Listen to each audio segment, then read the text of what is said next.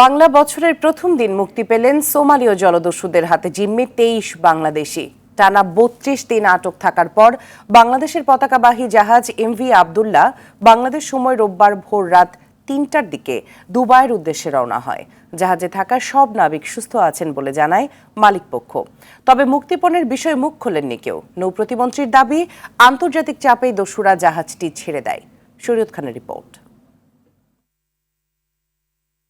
Mozambique থেকে কয়লা নিয়ে সংযুক্ত আরব আমিরাত যাওয়ার পথে গেল ১২ মার্চ জলদস্যুদের কবলে পড়ে এমভি আবদুল্লাহ। ২৩ নাবিক সহ বাংলাদেশি পতাকাবাহী জাহাজটি ছিনতাই করে নিয়ে যায় সোমালিয়ার জলদস্যুরা।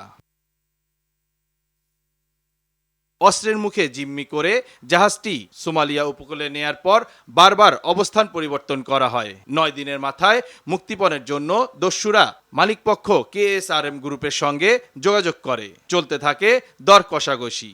সামনে আসে জাহাজের নিরাপত্তার বিষয়টি। অবশেষে সমঝোতায় আসে দুপক্ষ।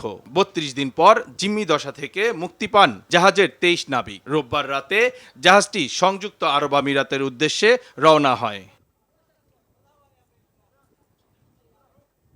জাহাজটি মুক্তির পর দস্যুদের টাকা দেওয়ার একটি ভিডিও আসে গণমাধ্যমে। তবে এ বিষয়ে কোনো কথা বলতে রাজি হয়নি মালিকপক্ষ। সবাই সুস্থ আছেন, ২৩ জনই ভালো আছেন, বেঁচে আছেন, এটা আমরা জানতাম। তারপরও আমাদের জাহাজটা ওরা নামার আগে আমাদের রিকোয়ারমেন্ট অনুযায়ী আমরা প্রতিটা ক্রুর ইন্ডিভিজুয়ালি কে কেমন আছে ওটার একটা ভিডিও নিয়েছি। আন্তর্জাতিক চাপে দস্যুরা জাহাজটি ছেড়ে দিতে বাধ্য হয় বলে দাবি নৌ প্রতিমন্ত্রীর। অর্থনৈতিক মুক্তি বিষয়টি আমাদের কাছে এরকম তথ্য নাই। আমরা যেটা করেছি, আমরা আন্তর্জাতিক মেরিটাইম যে উইংগুলো আছে তাদের কাজে লাগিয়েছি। সমুদ্র পথ যারা নিরাপত্তা দেয়, বিশেষ করে ইউরোপিয়ান নেভাল ফোর্স, ভারতীয় নেভি এবং সোমালিয়ান, যেটা বলেছি সোমালিয়ান পুলিশ, তারা কিন্তু বিরাট চাপ তৈরি করেছিল। এর আগে ২০১০ সালে কেএসআরএম গ্রুপের আরেকটি জাহাজ সোমালিয়ার জলদস্যুদের কবলে পড়ে। ১০০ দিনের মাথায় মুক্তিপণ দিয়ে যা ছাড়া পায়।